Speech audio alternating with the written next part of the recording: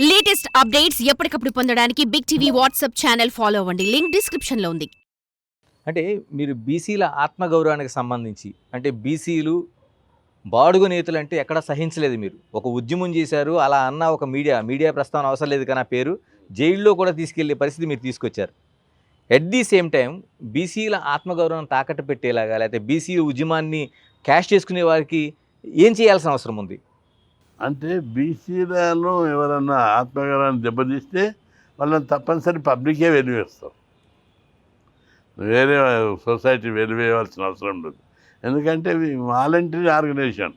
ఒక వ్యక్తి నీతి నిజాయితీ అనేది ఆ వ్యక్తి యొక్క ఆ సంస్థ యొక్క నాయకుని యొక్క నైతిక విలువలను బట్టి ఉంటుంది. ఇప్పుడు నేనైనా నా బాండరీస్ నేనే గీసుకోవాలి, దాన్ని ప్రజలు గుర్తిస్తారు లేదా పార్టీలు గుర్తిస్తాయి. నన్ను గుర్తించే కదా ఈరోజు అందరు గౌరవించేది. నాలోని చిత్తశుద్ధిని, అంకిత భావాన్ని, నిజాయితీని గుర్తించి చేస్తున్నారు. కృష్ణయ్య గారు, మీ రాజ్యసభకి వెళ్ళేటప్పుడు మీ అఫిడవిట్ చూస్తే ఒక్క నయా పైసా కూడా అప్పు లేదు. ఉన్నది లేదని అందులో పెట్టినట్టున్నారు మీ అఫిడవిట్లో. 2 కోట్ల మీద అప్పు ఉంది. ఓకే, అంటే ఫస్ట్ ఒకసారి పోయినప్పుడు అప్పు లేదు, ఇప్పుడు ఉన్నది. ఈ మధ్య అంటే అప్పు కావచ్చు, ఆదాయం కావచ్చు. ఇప్పుడు ఇలా వచ్చిన తర్వాత ఆర్ కృష్ణయ్య ఆదాయం ఎక్కడి నుంచి వస్తుందనే ఒక ప్రశ్న సహజంగానే వస్తుంది. పెద్ద రోజు ఉద్యమాలు చేస్తాడు, రోజు దన్నాలు మీటింగ్లు పెడతాడు, పైసలు ఎక్కడ. నాకు వారసత్వంగా మా నాయన నుంచి మా అమ్మమ్మ నుంచి వచ్చినటువంటి భూమి 60-70 ఎకరాలు ఉంటుంది. నేను 20 ఎకరాలు సంపాదించాను పంటల మీద. మీరు భూస్వామి నేను. మా నాయన 300 ఎకరాల భూస్వామి. పటేల్ మా నాయన పెద్ద భూస్వామి. ఆ కాలంలో జమీందార్ ఆయన. పోలీస్ పటేల్, మాలీ పటేల్ అన్నీ ఆయననే. ఆ ఏరియా కింగు నిజాం సర్కార్. అంత దార్కారి భూస్వామి అన్నీ ఉన్నాయి.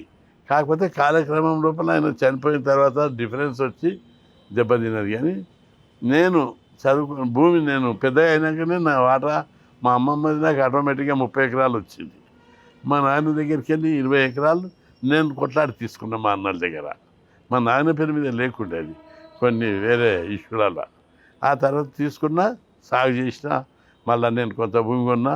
చెరుకు పంట ఎవ్రీ ఇయర్. వ్యవసాయంలో కూడా నేను ధీటైన వ్యవసాయం చేసిన. అందరు వ్యవసాయంలో లాస్ అంటారు, లాస్ కాదు. నేను హైదరాబాద్కు పాల చెరుకు వేసిన.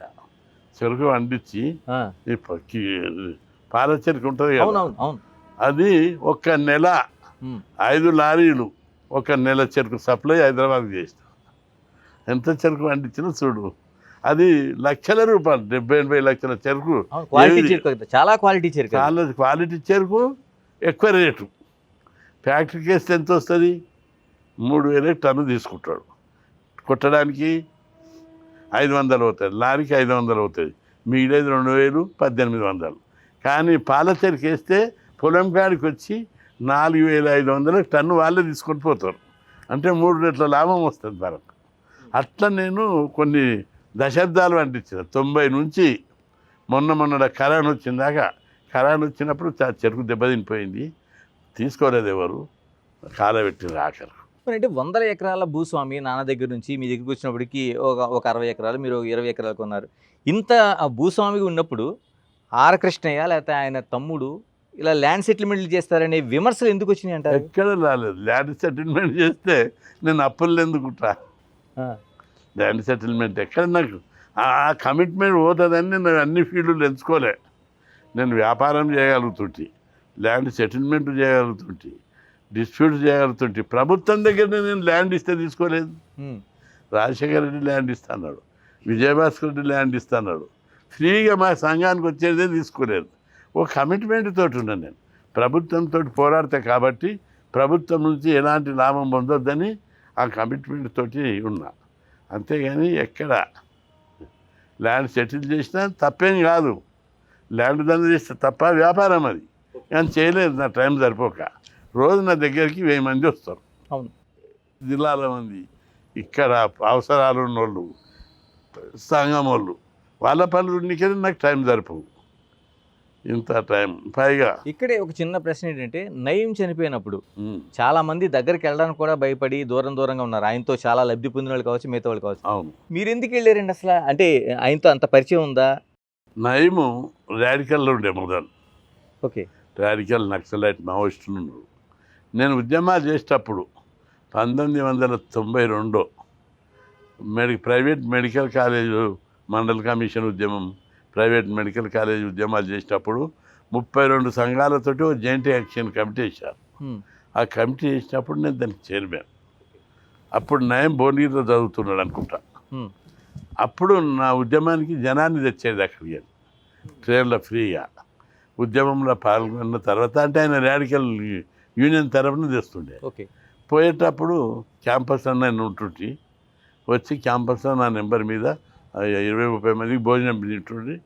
పోయేటప్పుడు నా దగ్గరికి వస్తుండే, అన్న మేము పోతున్నామంటే నేను అప్పుడు ఆ కాలంలో 100-200 అంటే నేను ఎంతో గ్రేట్ ఖర్చులకు ఇస్తుంటే పోతుంది. అట్లా రెండవది ఆయన నా ఉపన్యాసాలతోటి బాగా స్ఫూర్తి పొందిండు. రెండవది నేను చేసే నిస్వార్థ సేవ, ఎంతోమంది కాలేజ్ సీట్లు నేను ఇప్పుడు అన్ని ప్రైవేట్ కాలేజెస్ వచ్చినాయి, సీట్లు దొరుకుతున్నాయి. 90లో 85 ఆ ప్రాంతంలో కాలేజీలో సీట్లు దొరకకుండే. ఓకే. నేను అడిషనల్ సీట్లు దబాయించి వీసీని, రిజిస్ట్రార్ను, అకాడమిక్ ఆడిట్స్ను అట్టి బెదిరించి ప్రతి కాలేజీలో 20 సీట్లు ఎక్కువ నేను చిట్టి రాసి ఇప్పిస్తుంటే అవన్నీ చూసిండు ఆయన. మునగాడు లీడర్, కృష్ణాడంటే లీడర్ అని. అంతేకాదు హాస్టల్లో నేను చిట్టి రాస్తే హాస్టల్లో నేను చిట్టి రాస్తే అందరికీ స్కాలర్షిప్. అంటే కోట అయిపోయినాక అడిషనల్గా కొట్లాడి ఇప్పించా. నేను చిట్టి రాస్తే బ్యాంకు లోన్లు, నేను చిట్టి రాస్తే గురుకుల సీట్లు. ఇట్లా ఆ కాలం నుంచే పెద్ద పెద్ద ఐఏఎస్ ఆఫీసర్లు కూడా ఇప్పుడు చెప్తారు, అన్నా చీఫ్ ఇంజనీర్ వాళ్ళంతా, అన్నా నేను చదివేటప్పుడు మాకు స్కాలర్షిప్ రాలేదు, యూనివర్సిటీకి వచ్చినా నువ్వు ఒక సీనియర్ పేపర్ మీద రాసి ఇచ్చినావు, నాకు స్కాలర్షిప్ వచ్చింది, నేను బీటెక్ ఎంటెక్ చేసి ఈరోజు గొప్ప ఇంజనీర్ అయినని చెప్తాడు. ఆ కృతజ్ఞత ఉందండి. ఉన్నది. ఎవరిని అడుగు, మీరు అనేక మందిని అడిగి చెప్తారు. డిఎస్పీ లైన్, ఏసీపీ లైన్ వాళ్ళు అంటారు, సిఐ లైన్ వాళ్ళు, ప్రొఫెసర్లు, ప్రిన్సిపాల్స్. మనం ప్రిన్సిపాల్ చెప్తున్నాడు, నేను చిట్టి రాసినందువల్ల నేను చదువుకొని ఇంత గొప్పని అయినా అంటాడు. అట్లా నయం కూడా నా వల్ల ప్రేరణ పొందిండు, స్ఫూర్తి పొందిండు. నేనంటే ఆదర్శంగా తీసుకున్నాడు. ధైర్య సాహసాలు, నాయకత్వ లక్షణాలు, స్పీచ్ పవరు, ఇవన్నిటితోటి ఆకర్షణ పొందిండు. ఆయన ఎంత ఆకర్షణ పొందిందంటే ఆయన పేరు చెప్తే గజగజ అనుకుంటారు.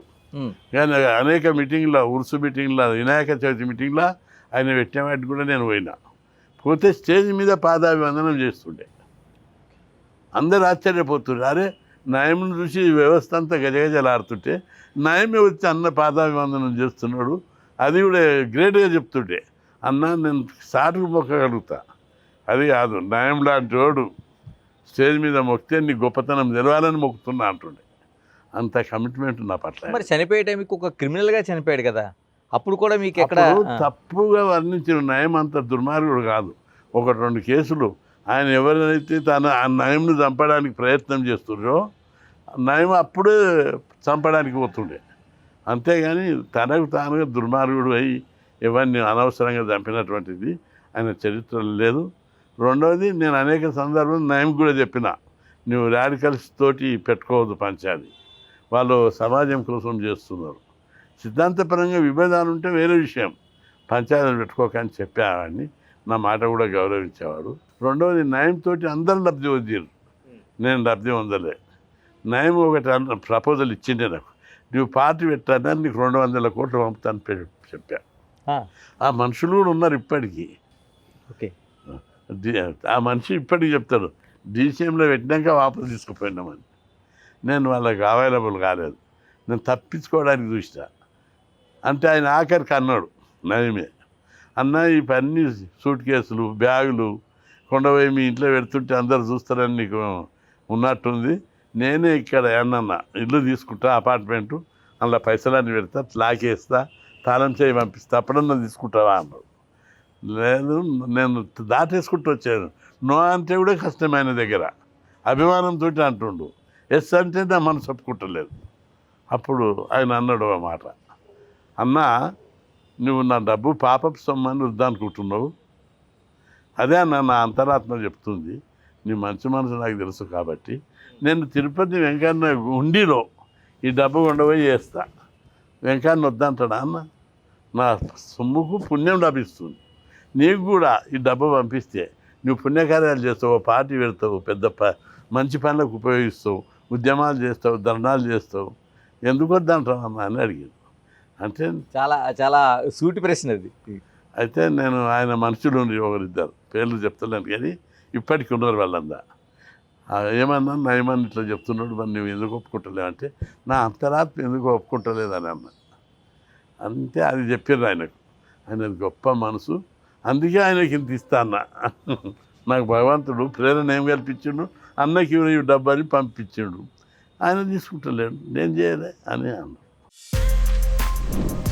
For more videos like this, subscribe Big TV channel.